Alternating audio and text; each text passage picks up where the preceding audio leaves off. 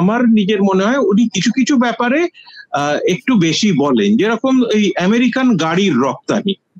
এবারে এই ক্ষেত্রে ভারতবর্ষের পজিশনটা না একটু উইক, কারণ আমরা 70% ট্যাক্স বসিয়ে থাকি আমেরিকান গাড়ি ভারতবর্ষে এলে, কিন্তু ভারতবর্ষ থেকে আমরা খুব বড় পরিমাণে গাড়ি ওখানে এক্সপোর্ট করি $2 বিলিয়ন ওপরে, সেটার উপরে আমেরিকান ট্যারিফ হচ্ছে 2.5%।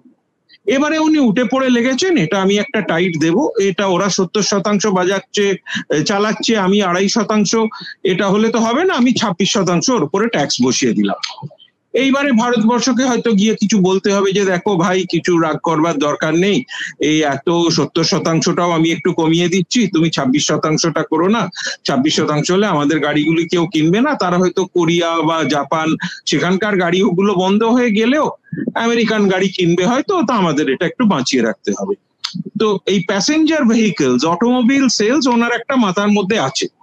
এই একটা ব্যাপারে যেটা অচিন বাবু বললেন যে দে আর রিপিং আস অফ, মানে রিপিং আস অফ যে ইন্টারন্যাশনাল ডিপ্লোমেসিতে এত বড় একটা কথা হয়ে দাঁড়াবে যে আমি ভাবতে পারিনি। যাই হোক, গাড়ির আরেকটা বলেছেন যে তোমরা ওই ডিজিটাল ব্যাপারগুলোতে ওই নেটওয়ার্ক সুইচ, যাতে টেলিফোন চলে, কম্পিউটার নেটওয়ার্ক গুলি চলে, নেটওয়ার্ক সুইচ আর রাউটার ইন্ডিয়া 20% লাগায়, আমরা 0%। এটা খুব খারাপ ব্যাপার। আমেরিকান কারখানায় কেউ সুইচ আর রাউটার তৈরি করছে না, কারণ ইন্ডিয়া 20%তে আমাদের উপরে বসিয়ে দিয়েছে, আর আমরা ওদের 0%তে ওদের জিনিসগুলো আমরা ইম্পোর্ট করছি, প্লাস ওদের মেক ইন ইন্ডিয়া স্কিম আছে, ওদের $1 বিলিয়ন ইনসেন্টিভ স্কিম আছে। এটা একটা আনফেয়ার অ্যাডভান্টেজ ওরা নিচ্ছে। কিন্তু এখানে তো বেশিরভাগ কোম্পানিগুলোই আমেরিকান, তারা তো এখানে এসছে 0% ট্যারিফটা এনজয় করবে বলে। সেই জন্যই তো অ্যাপল আইফোন 3 প্লেন টেলিফোন পাঠিয়ে দিল আমেরিকাতে। এটা তো ইন্ডিয়ান কোম্পানি করছে না, এটা আমেরিকান কোম্পানি করছে। কিন্তু একটা কিছু বোঝাপড়া করতে হবে ওনার সঙ্গে। তৃতীয় একটা, উনি ইন্ডিয়ার ক্ষেত্রে যেটা আমি একটা দেখলাম এক জায়গায় বলেছেন, ওনার বলছেন যে আমাদের আমেরিকান খাবার দাবার যে রপ্তানি হয়, তোমরা অত্যধিক ট্যাক্স বসিয়েছো। মানে আপেল পাঠালে 50%, ধান পাঠালে 80%, আর আমরা তোমাদের 1%, 2%, 3% এমনি ট্যাক্স বসিয়েছি।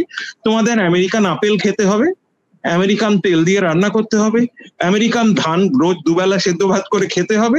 সেটা না করলে কিন্তু আমি খুব রেগে যাব। এখন এই জিনিসগুলি দেখো, একটা দেশ ট্যারিফ কেন বসায়? দুটো কারণে বসায়। আমার কোনো শিল্প নেই, আমার দেশে নতুন শিল্প তৈরি হচ্ছে, তার একটু ইনিশিয়ালি প্রোটেকশন দরকার। আরেকটা হচ্ছে আমার দেশে কোনো একটা জিনিস উৎপাদন করতে আমার কিছু ডিসঅ্যাডভান্টেজ আছে, সেটার এগেনস্টে কিঞ্চিত কোনো প্রোটেকশন। আর 3 নম্বর হচ্ছে যে হ্যাঁ, আমার কারখানাগুলিকে চালু রাখার জন্য আমাকে যদি ট্যাক্স বাড়াতে হয়, আমার যদি ভারতবর্ষের টাকার দাম যদি বড্ড বেশি হয়, সেটাতে আমরা ট্যারিফ বসাচ্ছি। আরেকটা কি হয়, এমন একটা জিনিসের ওপরে আমরা ট্যারিফ নিয়ে চিন্তা করি না যেটা আমরা তৈরিই করি না। এইবারে ধরো নেটওয়ার্ক সুইচ আর রাউটার আমরা তৈরিই করি না, সেটাতে মিটমাট করে নেওয়া খুব একটা অসুবিধার ব্যাপার না।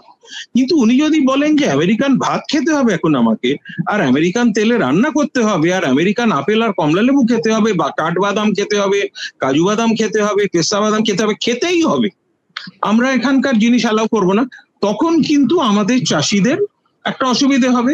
আবার উল্টো দিকটা হচ্ছে, উনি করছেন কেন? আমেরিকান চাষিরা যাতে খুশি হয়, যারা ওনাকে সাপোর্ট করে, যারা ওনার make America great again MAGA মুভমেন্টের যারা foundation, American farmer, American midwest, American blue collar worker, তাদের বলছেন ভাই রে, তোর গাড়ির কারখানা চালু করিয়ে দেবো, ইন্ডিয়ান গাড়িগুলো আমি বন্ধ করে দেবো। চাষিদের বলছেন তোমার ধান, বাদাম, তেল এগুলোর আমি দামটা বাড়িয়ে দেবো বাজারে, যাতে তুমি একটু আয় করতে পারো। ওনার দিকটাও তো বুঝতে হবে, ওনার ভোটারদের তো ওনাদের খুশি রাখতে হবে। কিন্তু ভারতবর্ষের দুটো অ্যাডভান্টেজ অলরেডি ট্রাম্প সাহেবের জন্য, সেটার জন্য আমাদের একটা ওনাকে বড় থ্যাংক ইউ কার্ড পাঠানো উচিত। একটা হচ্ছে এই ট্যারিফ বসানোর ফলে যারা যে কোনো রকমের ধাতু নিয়ে উৎপাদন করে না, যারা ধাতু দিয়ে উৎপাদন করেন, steel, zinc, copper, aluminium, world wide প্যানিকের জন্য সেই দামগুলি ক্র্যাশ করেছে। ফলত আমাদের যারা ইঞ্জিনিয়ারিং ফ্যাব্রিকেটার, এই আমি গতকালই একটা মিটিং এ গেছিলাম, কনফেডারেশন অফ সিআইআই এর একটা মিটিং এ, সেখানে বেশ কয়েকজন আমাকে বললেন যে আমরা এখন কিন্তু ফরওয়ার্ডে স্টিল ফিল গুলো যেগুলো ছিল সেগুলো অলরেডি পয়েন্ট পারচেস করে নিচ্ছি, কারণ এই দাম আমরা বহু বছর দেখিনি, এই দাম ব্রঞ্জের আমি বহু বছর দেখিনি। কপার এরকম করে পড়ে যাবে আমি কল্পনাও করতে পারিনি। তার তো ট্রাম্পের জন্য আমাদের এই একটা সুবিধে এই কয়েকদিনের মধ্যেই হয়েছে। আরেকটা যেটা সুবিধে হয়েছে সেটা হচ্ছে যে একটা ছোটবেলায় আমরা গল্প শুনতাম না, যে তুমি আর আমি যাচ্ছি, পেছন পেছন বাঘ তাড়া করেছে, আমাকে বাঘের থেকে জোরে দৌড়তে হবে না, তোমার থেকে জোরে দৌড়তে হবে, বাঘটা যাতে প্রথমে তোমাকে খায়। এবারে 26%তে আমরা বাংলাদেশের থেকেও কম ট্যাক্স রেজিমে আছি। এইটা কিন্তু অনেকে সুযোগ নিচ্ছেন, তারা বলছে বাস বেশ ভালো হলো তো, এবারে বাংলাদেশকে 37% ট্যাক্স দিয়ে জামা পাঠাতে হবে, আমার তো 26%। অলরেডি তারা এক্সপোর্টের নেগোসিয়েশন শুরু করেছে, তুমি আমার বোতাম কিনবে, তুমি আমার জামা কিনবে, তুমি আমার কোট কিনবে, তুমি আমার প্যান্ট কিনবে, কেন আমার ট্যাক্সটা কম, 26% বসালেও কম। এই দুটির জন্য যারা মেটাল ইম্পোর্ট করে কাজ করে তাদের অলরেডি একটা সুবিধে হয়েছে, আর যারা এই জাতীয় জিনিস উৎপাদন করে যেখানে বেশিরভাগ অন্যান্য দেশের ট্যাক্সটা অনেক বেশি, গার্মেন্টে অ্যাকচুয়ালি শুধু টার্কি থেকে জামা কাপড় বা ফ্যাব্রিকের ওপরে 10%, তারপরেই আমরা 26%, বাকিরা সবাই 35%-র বেশি, ইনক্লুডিং বাংলাদেশ যেটা একটি লিস্ট ডেভেলপ কান্ট্রি। ফলত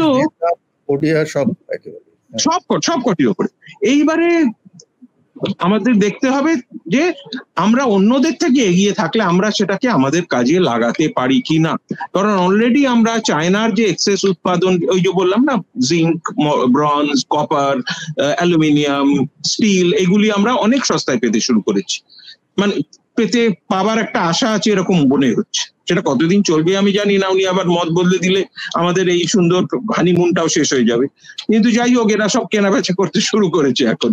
এই সুতরাং এটা না খুব কমপ্লিকেটেড, যেটা অচিন বাবু বললেন এটা এত কমপ্লিকেটেড, এটা অত সহজভাবে হবে না। ফার্মাসিউটিক্যালটা উনি বলেছেন আমি একটা বড় সড়ো কিছু করে দেখাবো, তোমরা কিন্তু সাবধানে থাকো, আমার মেজাজ খুব গরম হয়ে আছে, আমি কিছু একটা করবো ওষুধ নিয়ে। সেইটা একটা আমাদের ক্ষেত্রে আমাদের 3-4টে বড় কোম্পানি আছে যাদের প্রায় 25% রপ্তানি আমেরিকাতেই হয়।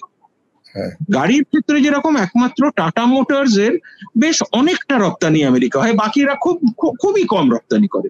টাটা মোটরস এর যেরকম ইম্প্যাক্ট হবে, কারণ আমি মানে বিজনেসে রিপোর্ট করি তো আমাকে কিছু কোম্পানির নাম আনতেই হচ্ছে, কারণ সেগুলো নিয়েই আমার লেখাপড়া।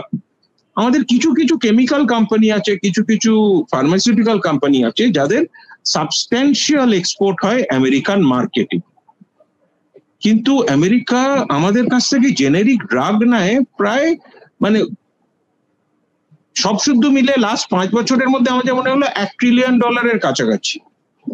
সেই ওষুধের দাম বেড়ে গেলে কিন্তু আমার তো ক্ষতি হবেই, এই কোম্পানিগুলো নিশ্চয়ই অসুবিধে হবে, তাদের যেটা বিক্রি অন্য আমেরিকাতে যে বিক্রি হচ্ছিল তার বদলে তাদের অন্য বাজার খুঁজে বার করতে হবে ইত্যাদি। তারা অলরেডি অসুবিধে পড়েছে, ইউএসএইড বন্ধ হয়ে যাওয়াতে এরা জেনেরিক ওষুধ ইউএসএইড কে সাপ্লাই করছে, যেটা ইউএসএইড আফ্রিকা, ল্যাটিন আমেরিকা ইত্যাদি ডিস্ট্রিবিউট করতো, তাদের অলরেডি অসুবিধে হচ্ছে, এটা একটা ডাবল অসুবিধা।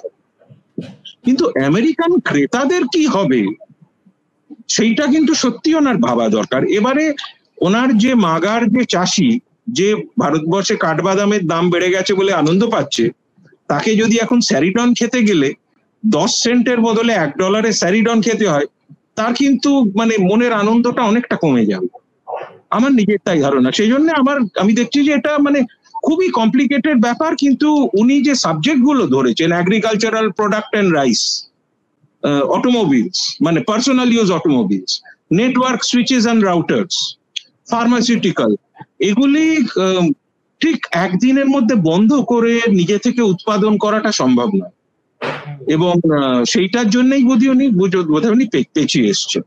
আবার ইন্ডিয়ান যারা ইম্পোর্টার বললাম, যারা মেটাল ইম্পোর্ট করেন বা এই জাতীয় জিনিস যারা অ্যাডভান্টেজ নিচ্ছেন যে অন্যদের থেকে আমাদের ট্যাক্সটা অনেক বেশি রিজনেবল, তাহলে এটা তো আমাদের সুযোগ, এটা অন্য জায়গায় আমরা এক্সপোর্ট করতে পারি।